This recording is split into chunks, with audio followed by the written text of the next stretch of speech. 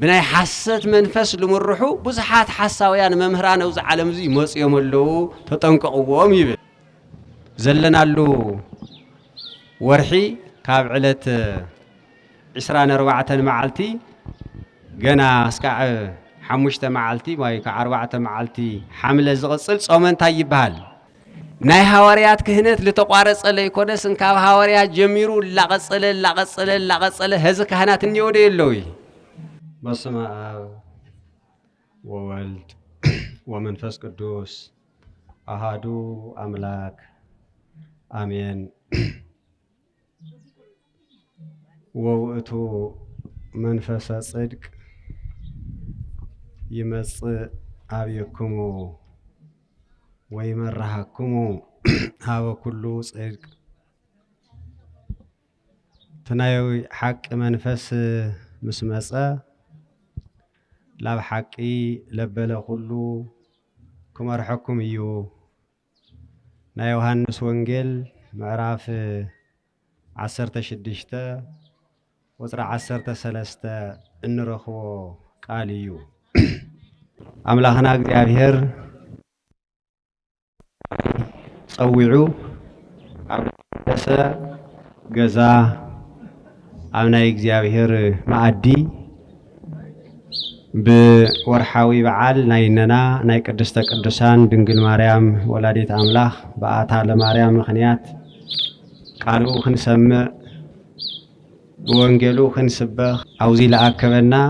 سمو لتخبرل تمسغن يخون كابز حزوان جميرو قدس قالو لخنسمع لنناغر سبات لخرد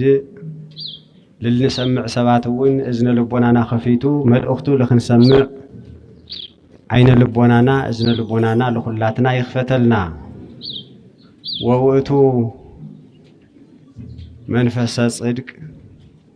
يمص هابيكمو ويمرحكمو هابو كله منفس ناي صدقي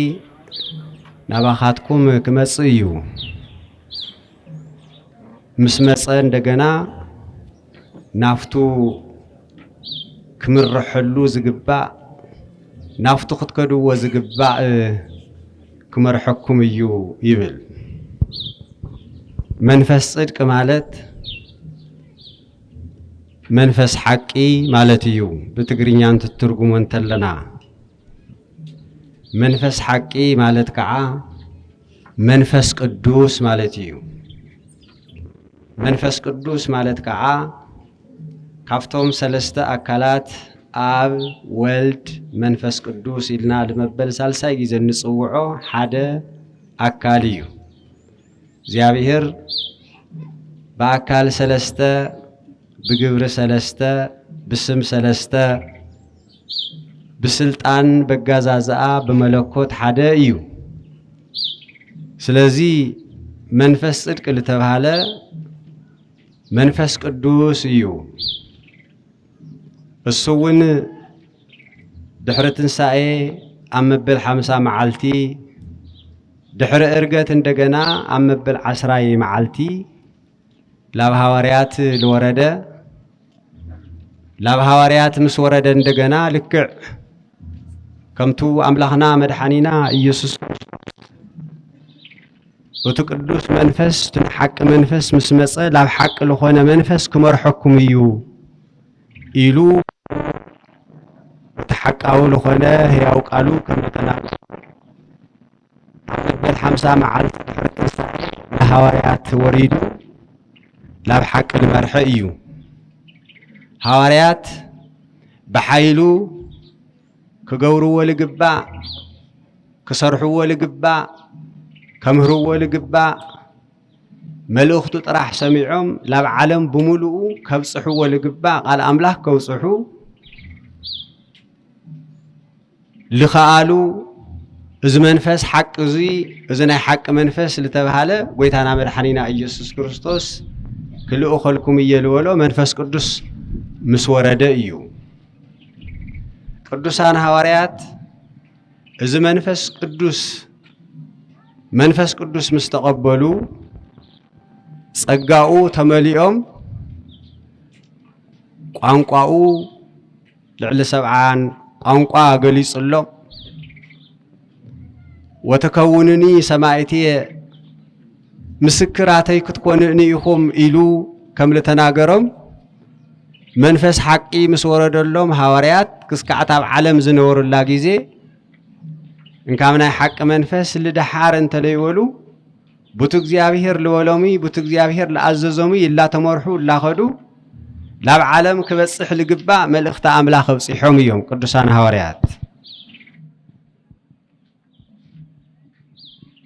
መንፈስ ጽድቅ መንፈስ ሓቂ ክሰደርኩም እየሞ ናብ ሓቂ ሁሉ ክመርሐኩም እየ ልወሎ ለመጀመሪያ ጊዜ ኣብ ሐዲስ ኪዳን ሐዋርያት እዩ ለተጀመረ ማለት እዩ ወረደ መንፈስ ቅዱስ ለአይለ ሐዋርያት ወተናገሩ በነገረ ኩሉ በሃውርት መንፈስ ቅዱስ ኣብ ልዕሊ ሐዋርያት ኣብ ሓንቲ ዳራሽ እናሃለው ብደገን ተሰምዑዎን ከለው ብንፋስ ድምጺ ኣፍቱ ዘለውሉ ገዛ ምስኣተወ እንደገና ብጓህሪ ሕድሕዶም ሓደ ጓህረብ ሓደ ሰበብ ሐዋርያት ተቐሚጡ መንፈስ ቅዱስ ብዙ መንገድ እዚ ምስተገለጸሎም ሰብዓን ሓደን ቋንቋ ተገሊጽሎም እግዚአብሔር ስሙ ተኸበረል ተመስገነ ይሁን ሰብዓን ሓደን ቋንቋ ለተገለጸሎም ምኽንያት በሓንቲ ጊዜ ሃፍተ መንፈስ ቅዱስ እዩ ሰብዓን ሓደን ኣይኮነን ሓደ ቋንቋውን ብዙሕ ጻዕሪ ጌርካ ብዙሕ ተምሂር ካልምኻል የጸግም እዩ ነዊሕ ጊዜ ክትነብረሉ ክትነጋገረሉ ተለይኪልካ ጸጋ መንፈስ ቅዱስ ግን ናይ እግዚአብሔር ኃይል እንታይ ምዃኑ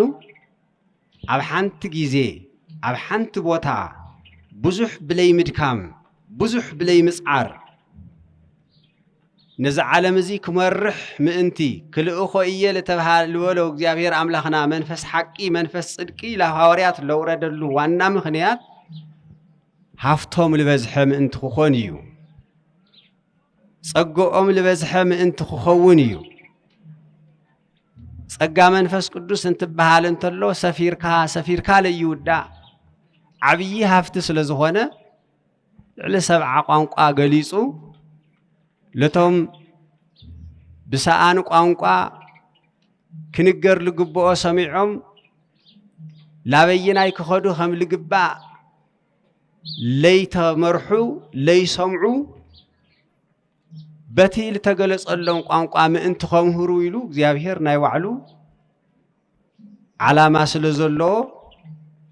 በቲ ልተገለጸሎም ቋንቋ ምኽንያት እዮም ኣፍቱ ቦታ ንሱ ዘለው ብዙሓት ሰባት ለተፈላለየ ቋንቋ ዝናገሩ ለተፈላለየ ባህሊ ዘለዎም ሓንቲ ጊዜ ሐዋርያት ዝናገሩዎ ዘለው ሰሚዖም ካብ ክርስቲያናዊነት ለይኮነ ላብ ክርስቲያንነት ካፍቲ ቅዱስ ወንጌል ለይ ምእማን ላብ ቅዱስ ወንጌል ምእማን ካብ ለይ ምጥማቅ ላብ ምጥማቅ ለተመለሱ ሐዋርያት ብልናገሩዎ ቋንቋ ሰሚዖም እዩ ቅድሚ ሐዋርያት እግዚአብሔር አቡሊ ኪዳን ብልተፈላለየ መንገድ ለተፈላለዩ ሰባት ይናገር ከም ዝነበረ ሁላትና ንፈልጥ ኢና ምኽንያቱ ዘነበበ በነቢያት ይብል በአብ ነቢያት ቅድም ነቢያት ለነብይ ኢሳይያስ ኤርምያስ ሕዝቅኤል ዳንኤል አብድዩ ዘካርያስ ወዘተ ብዙሓት ነቢያት ኣብ መጽሐፍ ቅዱስ እንፈልጦም ትናይ ሓቂ አምላኽ እግዚአብሔር እናመርሖም እዮም ናይ አምላኽና ናይ እግዚአብሔር ቃል ለተናገሩ ለጻሐፉ ብዙ ምኽንያት እዚ ዘነበብከ በነቢያት ወአስተርአይከ ጸጋከ ላዕለ ሐዋርያት እንዘግዋን እሙንቱ ውስተ አሐድ ቤት ወረድ ኢልሆም መንፈስ ቅዱስ ከመዘ እሳት ወተናገሩ በነገረ ኩሉ በሃውርት ወእተ መንፈሰከ ፈኑ አማድ የሰማይ ወምድር ለነቢያት ተቀዲምካ ለተናገርካ ደሓር እንደገና ላብ ሐዋርያት ኣብ ሓንቲ ዳራሽ ኣብ ሓንቲ ንእሽተይ ጸባብ ዳራሽ እናሃለው በሐዊ አምሳል ወሪድካ ጸጋኻ ለዓደልካ تتخكلنيا مريح تمريحهم لخالقت كمرحو لجبركايهم قدم يلكاو نبيات تناغركا لتبهاله وتمنفس صدق كم يسخ على حق لبله كله كمرحكم نسئيو لحواريات ورد أب حواريات أوقع مالته يكونن كوران حزب كريستيان حواريات نايز ጸጋዚ ናይ መጀመሪያ ጊዜ ካብ እግዚአብሔር ለተዋሃቦም ተቋደስቲ እዮም ድሕረ ሐዋርያት ውን ብናይ ሐዋርያት ትምህርቲ ብሐዋርያት ለሰበኽዎ ወንጌል በሐዋርያት ለጽንዕዎ ሕጊ ለመሃርዎ ትምህርቲ ዝኸዱ ሁሉም እንኸድ ኩላትና حواريات بالتمرح ونخدلنا مخانا خنزنقع بالناي بيت كريستيان بويات تمرحنا وانا آمن بأهاتي قدست بيت كريستيان تلعي لكل قوائز حواريات خاو كل بالعلى زخونت حواريات لأكبوا الساعتهم بتخكلن منفس تمرحهم حدا خلايك بتل تمرحوا منفس لخالقتون كمرحوا بأنتي قدس وانجيل لاب عالم لسبخو حواريات يوم زلنا له ورحي كاب علت 24 معلتي جنا اسكع 5 معلتي واي ك4 معلتي حمله زغصل صومن تايبحال صومن تايبحال صوم حواريات يبحال እግዚአብሔር ስሙ ተኸበረ ተመስገነ ይሁን መንፈስ ኃይሊ መንፈስ ጸጋ ለሐዋርያት መስወረደ حواريات لصمو وصم يو حواريات لصمو وصم لاتم لتوهاوم حيلي لاتم لتوهاوم صقا اتو لصمو وصم بتي እግዚአብሔር ለሃوم عبي صقا مسغانا لمغلاص مسغانا خاب صوم تغلص يخال املاخنا لእግዚአብሔር معات كقرل كاون بصومن بصلاتن تغلص يخا ናይ ሐዋርያት ጾም እናሃለው እዩ አነ ንስኻትኩም ይብለይ ምግንዛብ ጾመ ሰነ ናልሳአነ እናበልና ክርስቲያን ደቅ ክርስቲያን እናሃለና ችላ እናበልና ለሐዋርያት ለወረደ ጸጋ ምእንቲ ላባና ከይወርድ ለሐዋርያት ለመርሐ መንፈስ ቅዱስ ለአና ምእንቲ ከይመርሕ ችላ እናበልና በቱ ሐዋርያት ለኸድዎ መንገድ ተለይከድና ከይንኸይድ እና ዘንጋዕና ቡ ምኽንያት ካብ አምላኽናን ካብ እግዚአብሔር ጸጋና ሰአና በረከት ላረሐቀና ብዙ ምኽንያት እዚ እናተጎዳአና እንርከብ አጽንዕና ስለለይ ሓዝናየ እዩ ጸኒዕና ክንነብር ስለለይ ከአልና እዩ ሐዋርያት ግን እዚ ተቀቢሎም ጸይሞም ይዝብል ጸይሞም نوعلتاتهم كهنات كلهم كالوت كهنات يشوموا نيرهم بيت كريستيان من تخصنع لا بإذن سمعيان كله قدس وانجيل 24 ساعات بليته خيط عقاو قل مكرا اسرات شجر انت ليش النفهم لا كله ناخدو يناغرو نيرهم كمتو ابن بيات حديرو قدس منفس وستو كله مدر وصا نغرمو واسك اصناف عالم بصها نبيومو لاو كل نجر لاو كل عدي نغغرهم سبكتهم تمهرتهم تباصحه قبل تبهاله ازي كغورو لمرحم زنبره منفس صدق يو ويمرحكم وهابو كل صدق كل غيزه منفس صدق انتنبل انتلنا قدوس منفس ني حق منفس يو منفس قدوس املاخ يو حق ون يو كالي منفس كم للغنين زنقع كوران حزب كريستيان بعالم تنبر تلنا يوحنس ملؤ عمل اختو وقداماي ملؤختو معراف 4 قصر 1 كل منفس يتؤمنو كل منفس مدري اي تؤمنو تحقنيا منفس حقنيا لخونه منفس لحواريات لمرحه لحواريات صقعوا العدله لابزا بيت كريستيان زيا لفسسه كهنات لشومه ስርዓታ ብለይ ምቁራጽ ዝቅጽል ዘሎ لقصل لله لخوده منفس ايو خالي منفس غنب عالم الله لإيسوس كريستوس ليفلطو نفلطينا لولو بمنفس صدق ليكونس بناي حسات منفس لمرحو بزحات حساويان ممهران اوز عالم زي مصيوم الله تطنققوم يبل ناي እግዚአብሔር ቃል ቅዱስ ዮሐንስ ምዕራፍ 4 ቀዳማይ መልእክቱ አው ቁጥር 1 ጀምረን አንተን እንብብን ተለና كمصل تبهاله لاب حواريات وريدو صبق لناغره تمرت وانجيل لمحاره زابيته كريستيان زيا خصنعن كتبرتعن لغبره جميرو لقارص ليكورس جميره وانا اهلو مسليكمو اسك هلقه عالم اسك عمودات عالم مسخاتكو بلخو يلو لحواريات منفس قدوس للاخه لتلاخه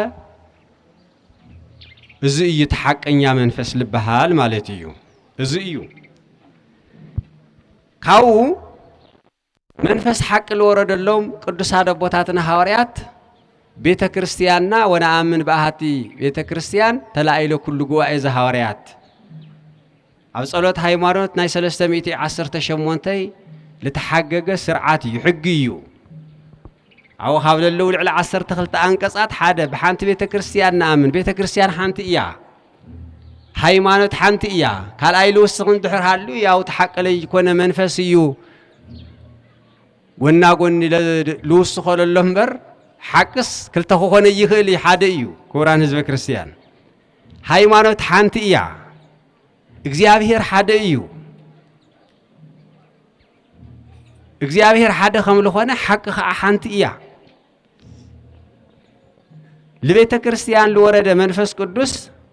بيت كريستياننا حانت خمو خانا متن اتقلص الله باربعه بحريات اللوا بيت كريستيان كنستوعل لغبا بحرياتنا بيت كريستيان حاده حانت ايا بيت كريستيان حانت ايا كالاي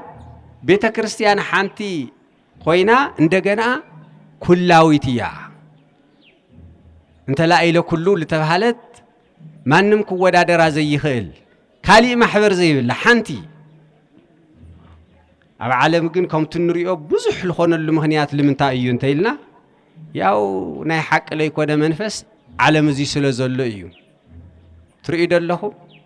كاب حواريات للا بيت كريستيان كاب حواريات لتركبنا يا بيت كريستيان حزي بيت كريستيان لبحال بزح كنرئي بزح كنسمع نخيلنا كابي جن موصيو بيت كريستيان اكو حانتيا بحواريات لتسبسبت قدوس منفس للاخر نايسم محبر ليكونتس ناي እግዚአብሔር محبر لخونت امدر زلا ناي እግዚአብሔር መንግስት لخونت بقدوس منفس بتحقنيا منفس تمراح لافت حقنيا كل ነገር تمرحنا ጸጋኡ ሀፍቱ ሓንቲ ያ ቤተ ክርስቲያን اذا ሓንቲ ለሆነት بحق لتمرح كله سخانا رحق ኢኻ سخانا قربا ኢኻ ይትብሊ ስኻ ጻዕዳ ኢኻ ንስኻ ጸሊም ኢኻ ይትብሊ ስኻ ድኻ ኢኻ ንስኻ ሃፍታም ኢኻ ይትብሊ ንስኻ ሓጺር ኢኻ ንስኻ ነዊሕ ኢኻ ይትብሊ لكل ولاد اغيرات تحقق كل نو لكل تصلل يا بيت كريستيان بزم خنيازي حانتيا ناي كل ونيا قال ايت مغلصيا كلاويتيا سالساي እንደገና ቅድስትያ በቅዱስ መንፈስ ስለልተመርሐ ወይ ወውቲ መራሐኩም ሃው ኩሉ ጽድቅ ለተባለ ለሐዋርያት ለቤተ ክርስቲያን ለተውሃበ ጸጋ ስለዝኾነ ላው ኩሉ መንፈስ ላው ኩሉ ጽድቅ ዝመርሕ መንፈስ ቅዱስ ለመስረታ ለጽናዓ ስለዝኾነት ብኡያ ትምራሕ ወተራብዓይ ናይ መወዳእታ ሐዋርያዊትያ ክቡራን ህዝበ ክርስቲያን ስሙል ተኸበረል ተመስገነ ይኹን ሐዋርያዊት ማለት ለሐዋርያት መንፈስ ቅዱስ ወሪድሎም ደንብለለና ሐዋርያት መንፈስ ቅዱስ ምስወረደሎም ልዕሊ ሰብዓ ቋም ገልጽሎም ለዓለም በሙሉ ቅዱስ ወንጌል ምሂሮም ደንብለለና ናይ ሃዋርያት ክህነት ለተቋረጸለ ይኮነስ እንካብ ሃዋርያት ጀሚሩ ላቀጸለ ህዝ ካህናት እንይወደ የለውይ ለቀጻላይ ከኸሉ ዲውዮም የለውይ አለው ቅዱስ መንፈስ ለመርሃ ቤተ ክርስቲያን እስከ መወዳታ ዓለም ሰኻትኩም ለተባሃለላ ቤተ ክርስቲያን ቅዱስ መንፈሱ ካብ አይረሐቀይ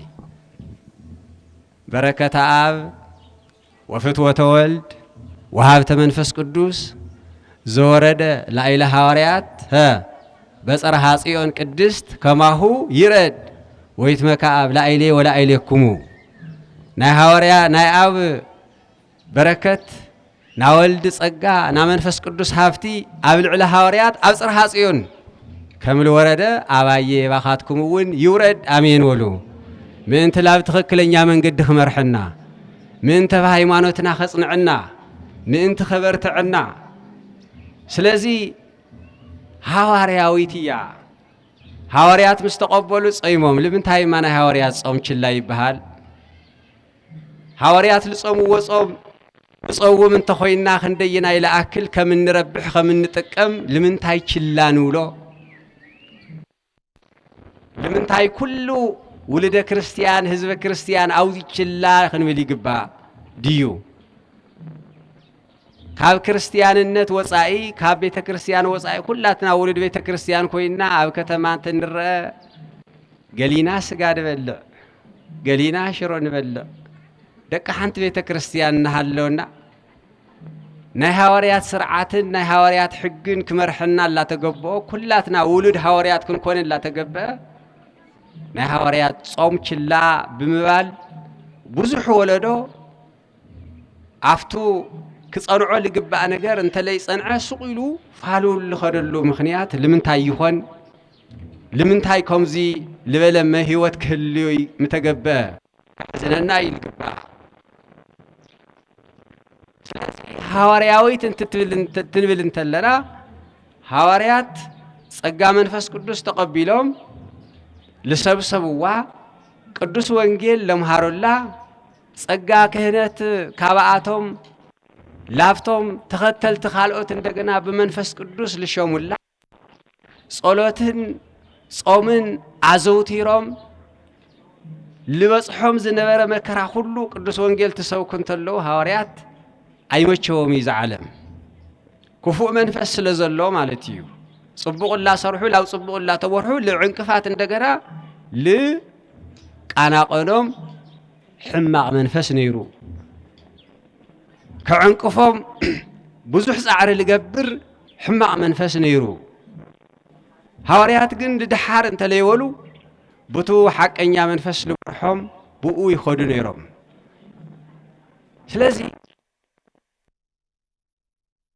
አትኩም መስመጸ ላፍት ትክክለኛ መንገድ ክመርሐኩም እዩ ተባሂሉ ለቅዱሳን ቦታትና ሐዋርያት መሪሑ እቲ አብ ዓለም ክግበር ልግብኦ ሰሪሖም ናታቶም ጸጋ ለአቶም መንፈስ ቅዱስ ለአቶም ሀብተ መንፈስ ቅዱስ አብ ቤተ ክርስቲያን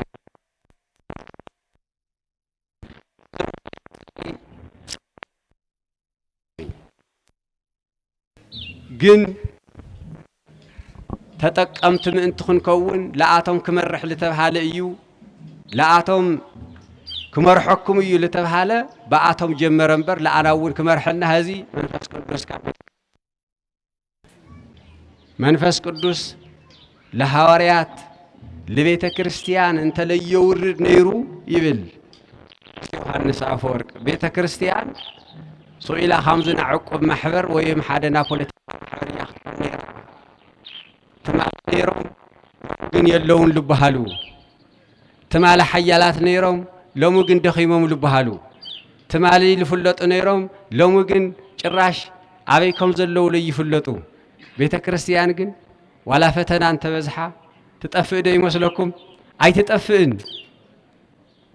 ገሊኦም ቡቲ ምትረቢሎም ሓደ ቤተ ክርስቲያን ይናይውሉ ገሊኦም ወፍቲ ሓደና በዓልታቶም ሓሳብ መንፈስ ዓለም ወይም መንፈስ ርኩስ እናመርሖም ሕማቅ ለኾነ ነገር ይናገሩ ተሐቀኛ ቤተ ክርስቲያን ግን ትማልህ ነይራ ህዝውነላ ጽባሕውን አላ ክትህሉ እያ እግዚአብሔር ስሙ ተኸበረል ተመስገነ ይሁን ስለዚህ ንሓቂ መንፈስ አውል ወረደሉ ጊዜ ሓቂ ላብለበለ ሁሉ ክመርሐኩም እዩ ሓቂ ላብለበለ ሁሉ ክወስደኩም እዩ መንፈስ ቅዱስ ይምርሐና ጸጋኡ ይብዝሕልና ለሐዋርያት ለወረደ ጸጋ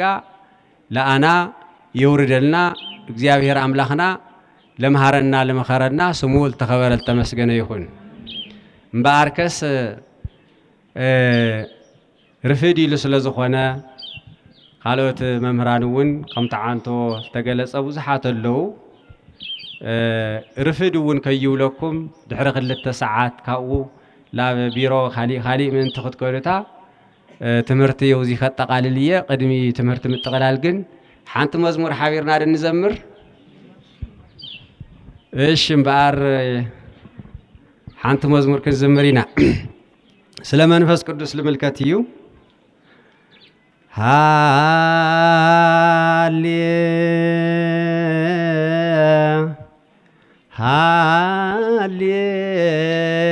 ሃሌሉያ ወረ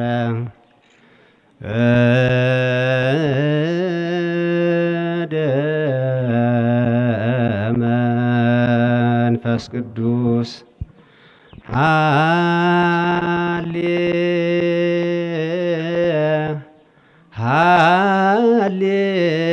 ሃሌሉያ ወረ መንፈስ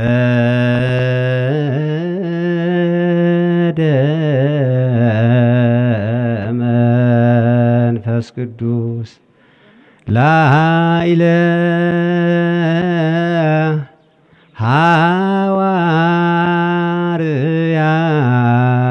ሐዋርያት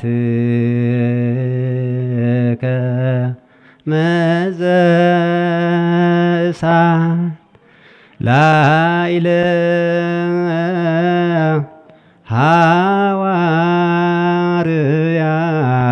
ሐዋርያት ከመዘ እሳት ሃሌሉያ ወረደ መንፈስ ቅዱስ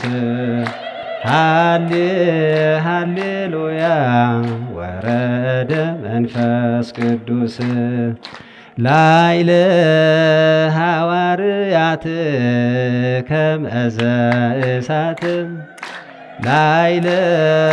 ሐዋርያት ከመዘ እሳት ላይለ ሐዋርያት ከመዘ እሳት ላይለ ሐዋርያት ከመዘ እሳት ሃሌሉያ ወረደ መንፈስ ቅዱስ